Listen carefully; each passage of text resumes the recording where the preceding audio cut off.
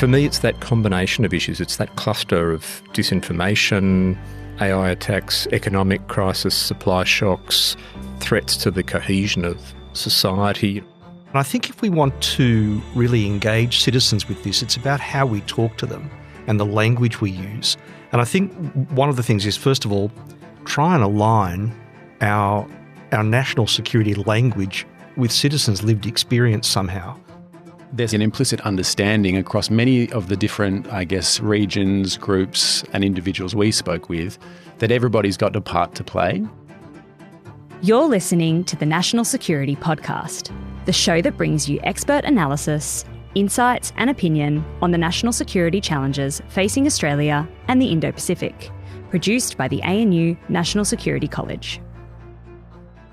Welcome to the National Security Podcast. I'm Sally Bulkeley, Deputy Head of the ANU National Security College. And today's podcast is being recorded on the lands of the Ngunnawal and Ngambri people, and I pay my respects to their elders past and present. This week, the NSC has publicly launched Australia's first comprehensive research program, examining Australians' attitudes to and perceptions of national security, risk and resilience. The NSC has embarked upon a journey of discovering Australian perceptions through 20,000 survey respondents, 400 plus interviews and 100 submissions. This report was released at the 2026 National Security College Conference, a conversational platform that continues to elevate Australian voices on national security, highlighting national opportunities for whole-of-nation thinking and action on securing our Australia. Today, I am delighted to introduce our special guests who have supported the NSC's Community Consultations initiative, Professor Rory Medcalf, Tom Rogers and Tim Wilford, all important members of our Community Consultations Expert Advisory Group. Professor Rory Medcalf is the head of NSC with more than 30 years of experience across diplomacy, intelligence analysis, think tanks, academia and journalism, including as founding director of the International Security Program at the Lowy Institute, with the then Office of National Assessments and the Department of Foreign Affairs and Trade, and has been the head of the college since 2015. Tom Rogers is the former Australian Electoral Commissioner, serving from 2014 to 2024. He is a member of the Advisory Board for the International Institute for Democracy and Electoral Assistance and the Electoral Psychological Observatory at the London School of Economics. Tim Wilford is Director of the Community Consultations Initiative at the NSC, with more than 15 years' experience across communications, media, engagement and policy. Together, Tim and Rory are the joint lead authors of the main report. Rory, Tom and Tim, welcome to the National Security Podcast. Great to be here, Sal. Fantastic to be here.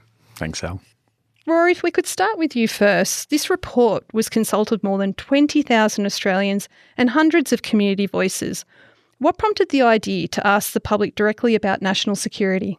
Well, I've been working in this space for a while, perhaps too long, as your introduction might suggest. And look, what I've seen over the last few years in particular, and really over the decades, is that there is a gulf, there is quite a large gap between what the so-called national security community knows and thinks, those of us who work in policy, in government, in intelligence, in really trying to protect the nation from risks and threats, and the conversation among the broader public. And look, maybe that was okay once upon a time. Maybe it wasn't. It's never been a hugely democratic thing in my view. But if you look at the threats and risks that the world is facing today and that Australia has been facing for a number of years, issues to do with the intersection of economics and security or technology, climate, social cohesion, so many of the risks and threats that we face now involve people and they involve the community very directly. So our sense was, let's find out what the community thinks, this wonderfully diverse and dispersed nation of Australia, and let's draw an accurate, responsible, evidence-based picture of that so that policymakers and leaders can frame policy with more awareness. That's really the starting point. Thanks, Rory. And Tom, you've been on this journey before. I'd be interested to hear your thoughts on the journey itself. And having heard Rory's thoughts about the genesis of this Community Consultations initiative, what were some of the learnings you had along the way? It's interesting. I think I'm reflecting back on my engagement with Rory when I was still Commissioner all those years ago, and we had long discussions about the evolving nature of national security and how it was a much broader concept than traditionally we thought. And I think what we've seen with the results here and my involvement in the process itself is that that's exactly what citizens think as well. I think in many ways this was actually a pretty sophisticated group of citizens who responded, and you can see that they are very conscious of these issues and the very broadening nature of national security. I'm not sure that was a surprise so much as just a revelation, really, that they really are quite sophisticated in how they view that. And with that revelation, Tom, if I can move on to Tim, the title asks, "No worries." What does that phrase capture about Australian attitudes today? Well, people have probably heard Rory talk about security ultimately meaning no worries, and it's something that Australians would certainly understand and be familiar to them. But when we've gone and actually through our research, which has used many different methodologies, we've found out that actually there is a bit of a question mark about how worried and what Australians are worried about.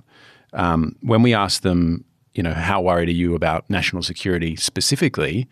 In November of 2024, we found that 42% of Australians agreed that they were worried about national security. And fast forwarding to this year, February of this year to be precise, 64% of Australians now say that they're worried about national security. And so it also bears out in some of the other research we've done, which we'll probably get into in this conversation, around when we're talking to Australians about specific threats, they also have quite elevated levels of concern. So I guess going back to this idea of security being about without care or no worries, as Australians would probably say, there really are, I think, questions around that idea. Yeah, thanks, Tim. I think before we get into the facts and the figures, I'd be interested to hear from each of you what surprised you most as we went through our outreach journey and as we received the outcomes of our surveys and submissions. Rory, it would be great to start with you first. Yeah, again, I'm careful about using the word surprise because instinctively I assumed that there was a lot of common sense in the Australian community. And as I said, we have this very diverse community, so vast range of different backgrounds. And when you follow a lot of what's happening in the country, some fragmentation and polarisation of opinion, but there are things that people agree on. And I think what I was pleasantly surprised to see is that in security, there are things that broad cross-sections of the community agree on. We'll go to the theme later perhaps of peaceful and safe communities as an overwhelming priority, and that I believe cuts across ages, locations, migrant background, other demographics, but also the maturity of the threat awareness. Tom's used the word sophistication, and I think we can be pleased and reassured that the Australian population actually wants to be engaged on these issues and is thinking very logically and coherently about everything from, supply chain risks to the plausible risks of conflict or threats to social cohesion, terrorism and so forth. And even if their answers are not always perfect in some kind of, intelligence community analytical sense, and as an aside, maybe they are frankly as good as or better than some of the assessments inside government. We don't know that. But certainly when you give people the tools to think about risks in a structured way, they will do it.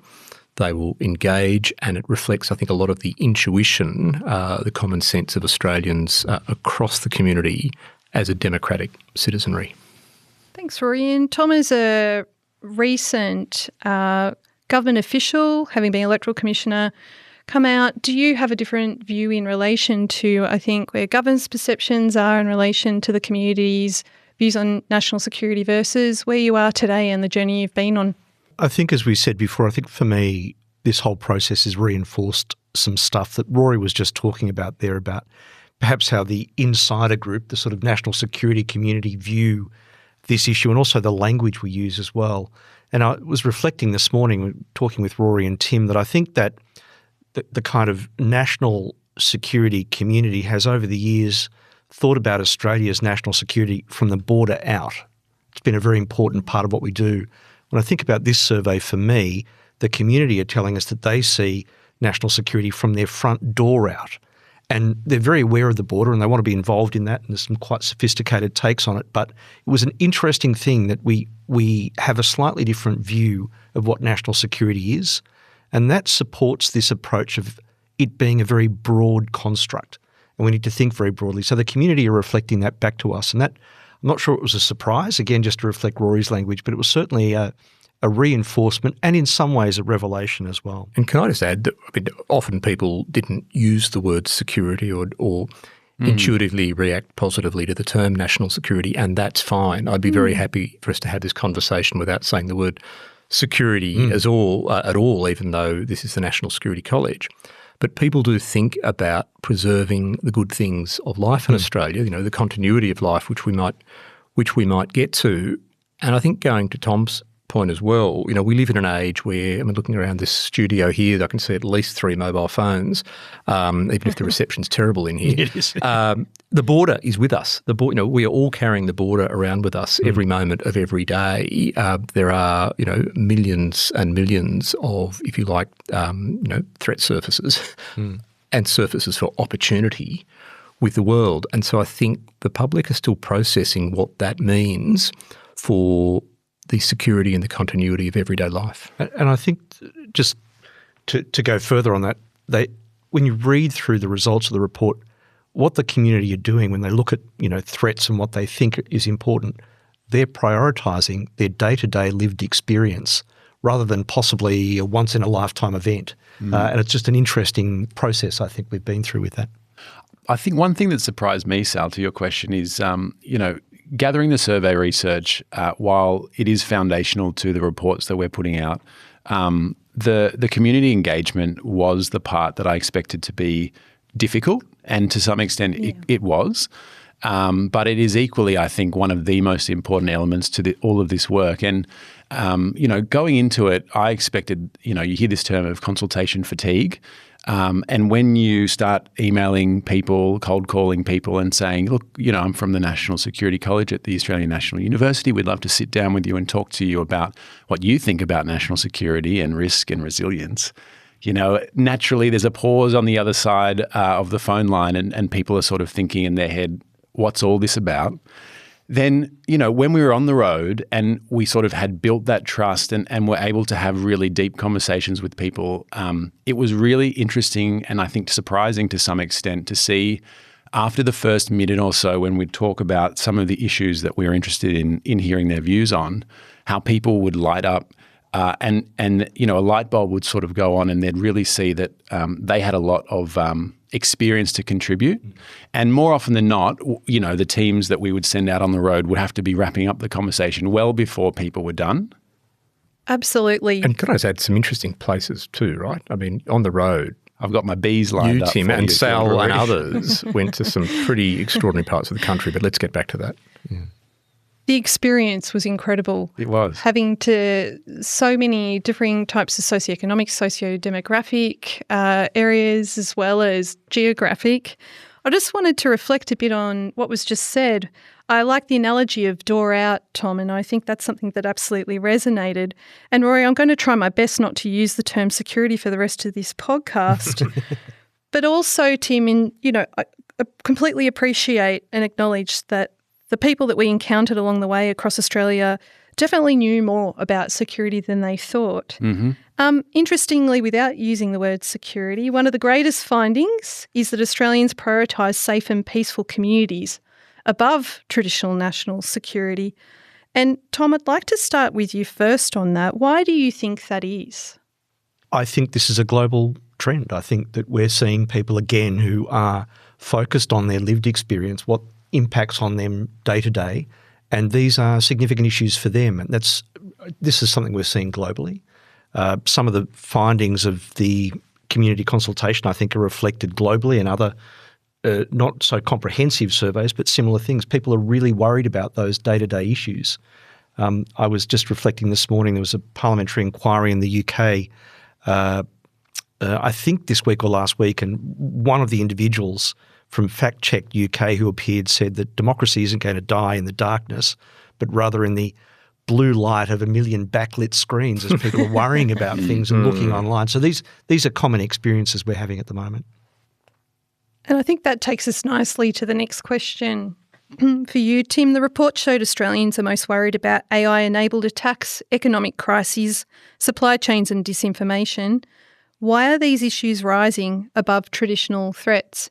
I'd just like to acknowledge, I think, as part of that question, the vulnerabilities of the digital environment, which came up again and again along our roadshow over last year. Really interested in your thoughts on that. Look, I think, I'll take my best stab at why these issues are certainly percolating to the top. I think, from a few data points where we've seen peaceful and safe communities are certainly a top national priority from Australians.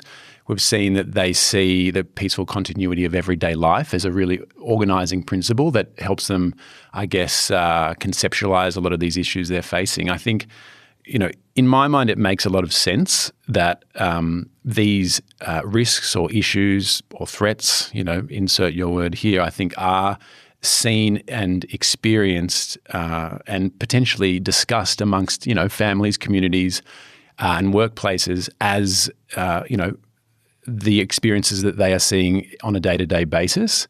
It might sound hyperbolic, but I think, Australians are well and truly on the front line in many domains when it comes to national security, whether we're talking about disinformation, whether we're talking about the impacts of climate change, and, many economic impacts that are associated with things happening elsewhere across the globe. And so I think in my mind, in some ways, it is not too surprising to see some of these issues as being the most, thought about, the most worried about. And I think when it comes to people's level of concern, and we might get to this later on in the conversation, I think where people have a gap or a question mark in their mind, and this comes back to your question about no worries, I think where they have a question in their mind about their agency in responding to some of these challenges or what is being done in their name to respond to some of these challenges, I think that's where these issues being certainly at the forefront isn't too surprising to me. Yeah, thanks, Tim. Rory, great to hear your perspective on that as well. Well, I think that firstly, the set of risks and threats that we've outlined in these reports, they're a combination of issues that we brought to the attention of the public, yes, and the issues that really came to the surface in focus groups and interviews and so forth. So we have to be a little bit careful that we haven't put words in people's mouths, and I'm pretty confident that we didn't do that. The threats, like I think you mentioned, for example, the use of artificial intelligence sort of weaponised to harm the interests of Australians. We also saw that very conflated with cyber security threats in general, and so we ran an extra round of survey February of this year just before we concluded the project to test that. And of course, it turns out cyber attacks and AI-enabled attacks are both at the top of the list. They're both about the sort of 78% of Australians treat these as serious threats. But for me, it's that combination of issues. It's that cluster of disinformation, AI attacks, economic crisis, supply shocks, threats to the cohesion of society. We've got some really interesting data in there about violent extremism and terrorism and so on. If you start to cluster a lot of those threats in groups of issues that overlap and affect each other, and as I think Tom would be the first to say, disinformation and the sort of degraded media environment, the degraded information environment, who to trust, what to trust, runs through all of those other threats. That set of threats that we identified through our nominated threat lists in the survey work was echoed and amplified in a lot of what people volunteered to us in the conversations. Tom, if we can draw that thread a little further, we're talking about participants that express strong interest in security agencies providing a source of truth or a reliable source of information. We look at the likes of the AFP Commissioner or the Australian Crime Intelligence Commissioner or the head of ASIO in their inaugural addresses now, and people are feeling more comfortable with the information that's provided to them. But the report does suggest that many Australians feel overwhelmed by information, yet they want transparency. How do you explain that tension? Look, it is complex. I was reflecting this morning. It seems to me that if you read the report, that people seem to trust agencies that do stuff rather than talk about stuff. That might be inadequate, but that's kind of my, summary. And so where you get operational agencies that are respected at doing an important job in the national security sphere, they do carry with them a degree of gravitas that people respect. And I think if we want to really engage citizens with this, it's about how we talk to them and the language we use. And I think one of the things is, first of all, try and align our national security language with citizens' lived experience somehow, to try and make it more connected in any case and more real for what they're doing. And I think if we were looking for a slogan, I think what I read in this is that citizens want things simplified, not amplified. So they're not saying they don't want any information. They would like information from trusted sources in a way that they can comprehend and can access.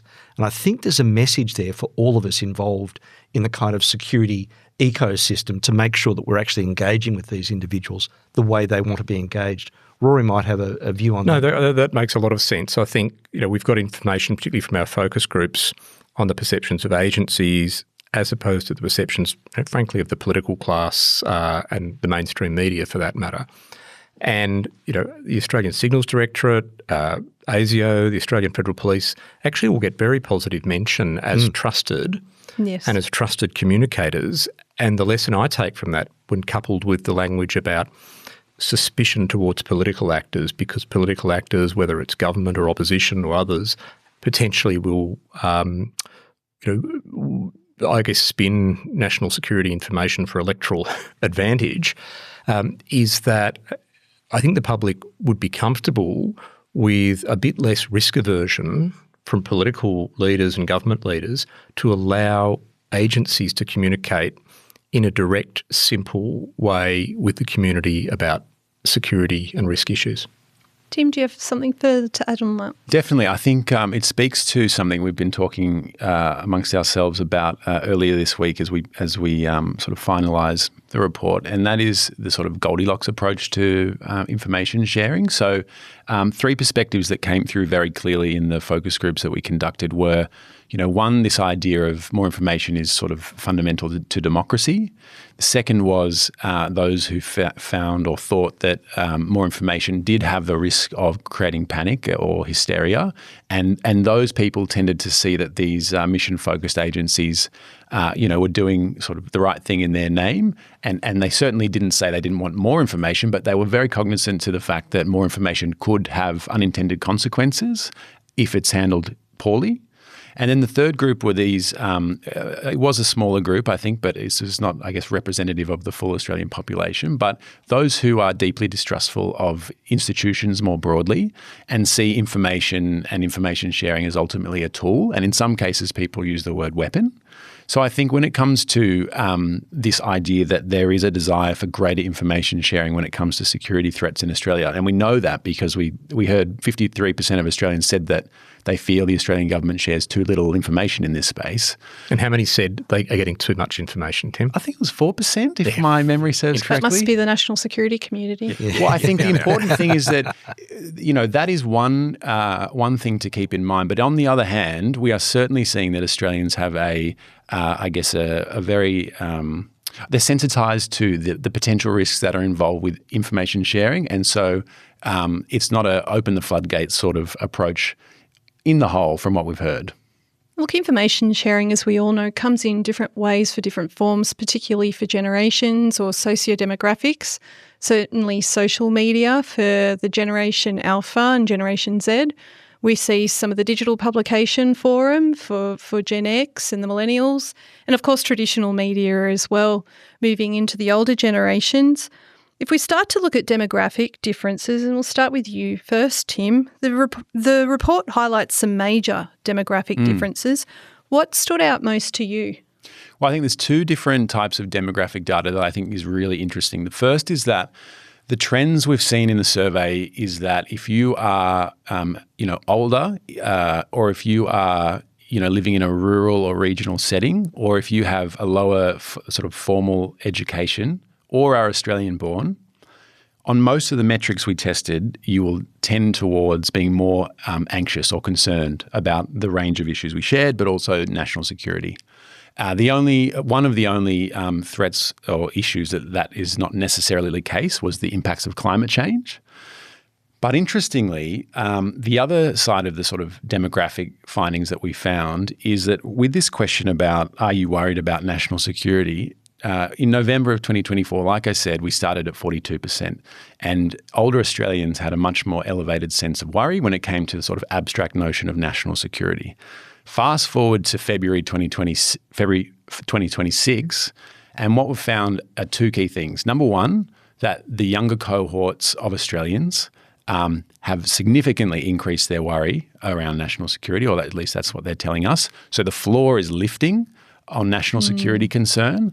But critically, where we've found several really interesting findings around the gender differences, around a whole range of questions we presented to the Australian public, the thing that I find to be most interesting is in that question about worry about the abstract national security term, women have overtaken men in their worry. So in 2024, men were far more concerned about national security, and we also found that in men, the way men described national security in focus groups and sometimes on the road, we found that there was this sort of gravitation towards the sort of military intelligence and the more traditional elements of national security.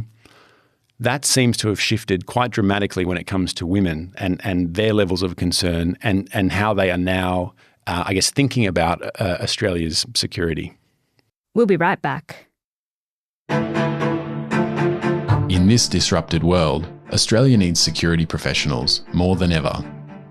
Join the next generation studying at the ANU National Security College. Our programs uniquely fuse academic knowledge with practitioner experience and fit around your lifestyle with study offered online and on campus. Follow the link in the show notes for more information about programs and scholarships. The ANU National Security College. Engaging minds for a secure Australia.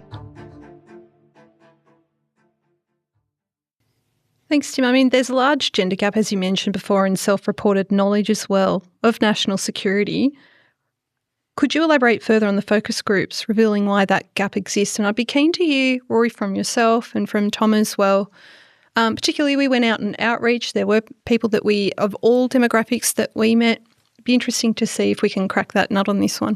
Definitely. And I should mention at the start, we certainly were in close consultation with our colleague here at ANU, Elise Stevenson, and I know she's done a lot of really important work in this space. But what we found on the question of how knowledgeable people feel about national security is that, when we asked women, 23% of women said that they felt knowledgeable about national security, and double that figure when you ask men reported that they were knowledgeable. But it doesn't stop there. When we talked about this, I mean, is it just national security we're talking about here? Yes. Yes. And then when we actually went and spoke to people in the focus groups, we found a recurring theme, and that was that in the conversations where I should mention we had split all of the focus groups by gender, as that was one of the key demographic differences in the survey work. When we sat down and talked about national security and the issues that women were most concerned about from the survey work, more often than not, they would sort of talk down their ability to have any knowledge in this space, but we would spend the remaining hour talking about their really fine-grained, complex, interesting ideas about the national security issues. Not that they would call them that, but that they were facing in their lives and that they see their communities dealing with, and also, obviously, that Australia is dealing with. When we sort of would probe into that question, many would say that they didn't feel like they had a place in discussing some of these matters, and specifically around the term national security, that it was exclusive to some extent, or that they didn't feel that they had the permission to enter this space. So some really pronounced differences there. Rory, if we can move on to what we're considering in the report as the preparedness gap. Certainly in the survey work that was undertaken recently, we did look at the likelihood, risk and consequence of a series of 15 security threats that we had identified. One of the most striking findings was that almost nobody thinks Australia is fully prepared for major threats. What do you think drives that perception?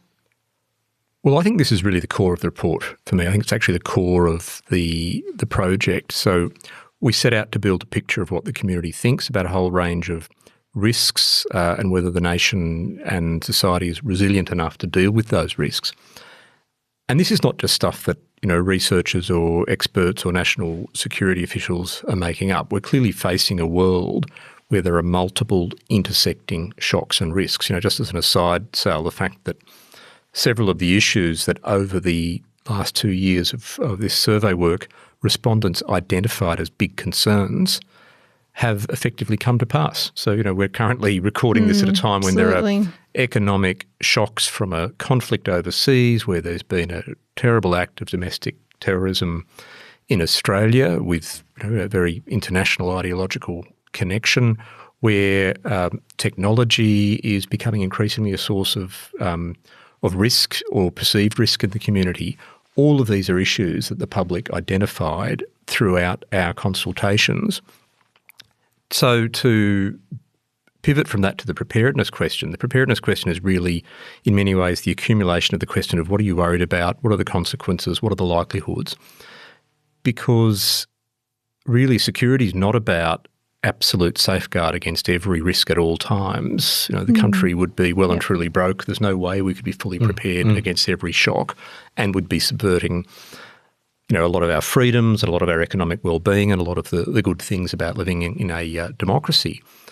But security is about being prepared enough that you can face the future with confidence.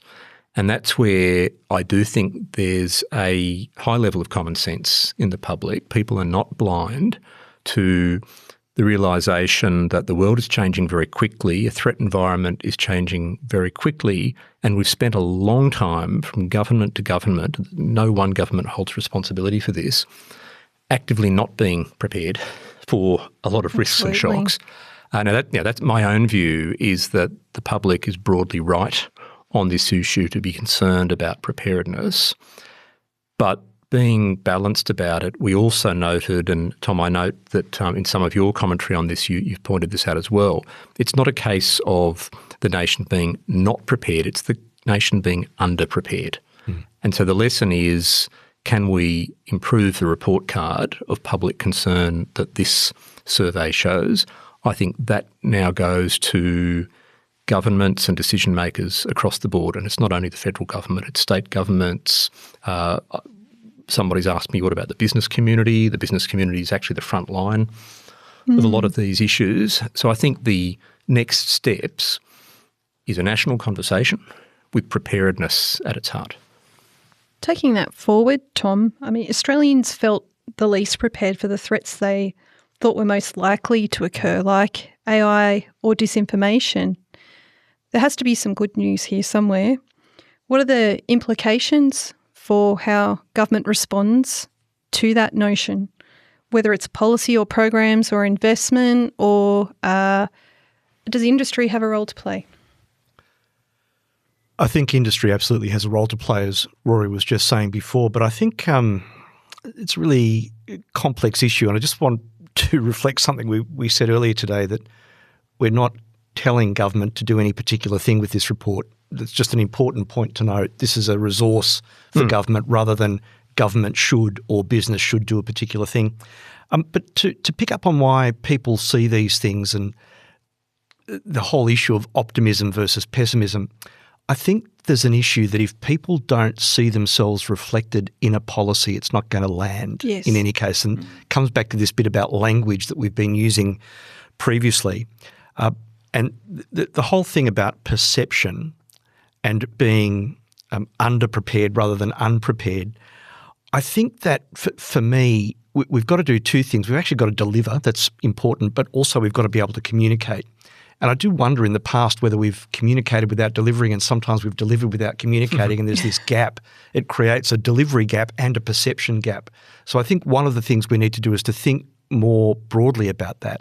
The optimistic bit, I think that, as Rory was just saying and as Tim has said previously, is that the results here are pretty sophisticated. I think they give a pretty good view that, as we've been saying, citizens understand this actually in a fairly unique way and have a pretty good grip on what impacts on them and what they'd like to see in a national security policy. So this is a great resource to help all organs of government use that in some way positively. Totally agree with you there, Tom. It was an incredibly comprehensive research study. And one of the elements of that was, of course, community outreach. And Tim, it'd be great to hear from you throughout the consultations with our Australians. What role did you hear from our respondents on communities and how they see themselves playing in the national preparedness and resilience space? Earlier, Rory talked about the sort of intersecting nature of a lot of these threats. And I think, you can't think about them without thinking about the different systems that we rely on as a country or as states or communities or just, as households. And I think one thing that was abundantly clear when we were out on the road is that people get that. They see how these systems work or don't work, as the case may be. And so I think it was something where, in a way, going back to one of your earlier questions, I was also surprised about how grateful the people that we spoke to were at the end of the conversations we were having, in that we were showing that their perspective does matter and we wanted to hear it. One of the people we spoke to in a rural community talked about cockatoos coming and visiting, and they described them as white vehicles full of people from Canberra who come and make a lot of noise and then disappear. And I think I didn't see that in the report. We tried to put the quote in. I think they were talking about Tim. Stop print, second edition. That's a great point. And I'm assuming they mean the white cockatoos, sulphur-crested, and not the beautiful black ones. But in any case, I think what I would love to see off the back of this, and I know we have certainly committed to doing this, is making sure that we are not having these conversations and then forgetting that they ever happened. As a college, we certainly will be continuing engagement with those who trusted us and shared their views. But I guess my greatest hope is that this will go beyond the college, and those communities and others will have an opportunity to not only share their views but also help shape this important policy that we need. Yeah, thanks, Tim. Very uplifting.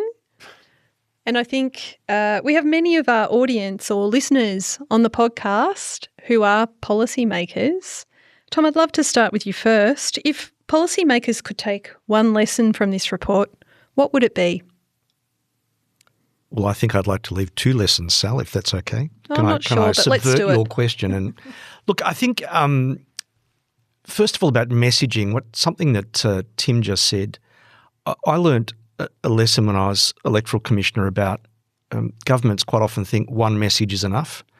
And I think that one of the big lessons for policymakers is persistence, because people are busy and there's a lot of information out there, and we've got to have a consistent and persistent message that we're telling people, and we've got to do that in a jargon-free way to bring them on the journey with us with national security and kind of that broad definition. And the second one, and I don't want to kind of drift into a whole other area, is about investment. If I think about the national security infrastructure, we're still a little set up for a kind of 20th century definition of what national security is. And given what this report is showing, I think we need to think about how we're investing in national security and what are the sort of things that we want to get out of that. And that's perhaps a conversation that we'll tease out during conferences and other things, but it's an interesting area for me. Thank you. Rory, do you have further to add? Well, again, we deliberately didn't conclude this report with hard recommendations. And I have strong views about preparedness, for example, but that can't happen overnight. There has to be a national conversation that prepares for it. So I would emphasise the focus on the need for national media literacy, which is a call that's been made across all of the focus groups and many of the interviews we held, and would have countered the disinformation threat that threads through a lot of the other threats.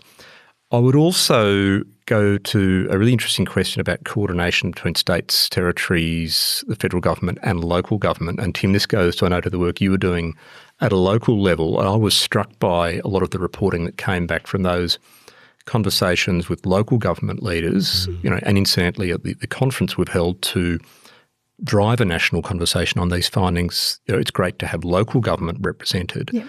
Mayors turn up and suddenly they realise they do have an interest in national security. So there's clearly been a call for a much more joined-up approach across the levels of government, which even opens questions like, should there be people who work in local government who actually have security clearances so they can join that national approach? Tim, further to Tom and Rory's sentiments here, What are your thoughts, but more importantly, about further research that could be done? Well, I think, look, it probably sounds very counterintuitive when we're here at the National Security College on the National Security Podcast talking about national security. But I have taken away, one of the key things I've taken away from doing this work and, co-authoring some of this work is that the importance of the local level in national pursuits. And I think going to what Rory was agree with you, Tim.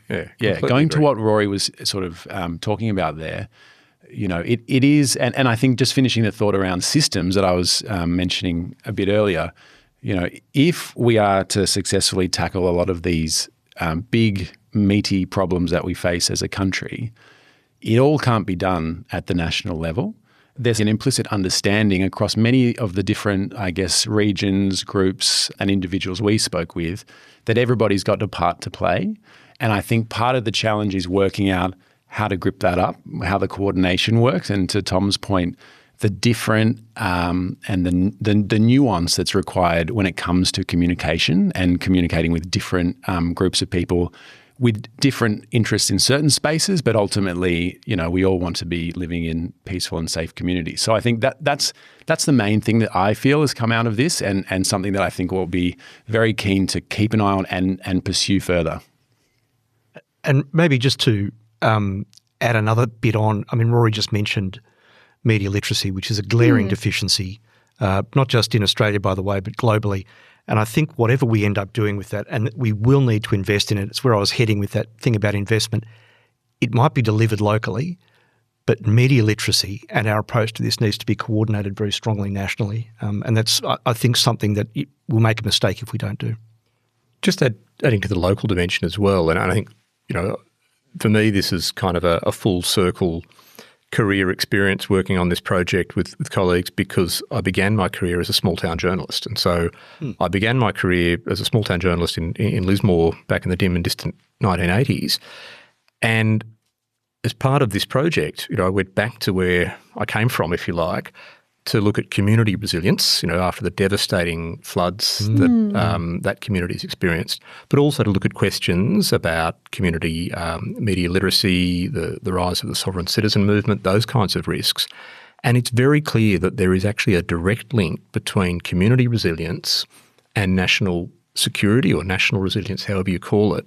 So if our project can help to, I think, build that as a constant national awareness for much more coordinated national responses, I think we'll all be better for it.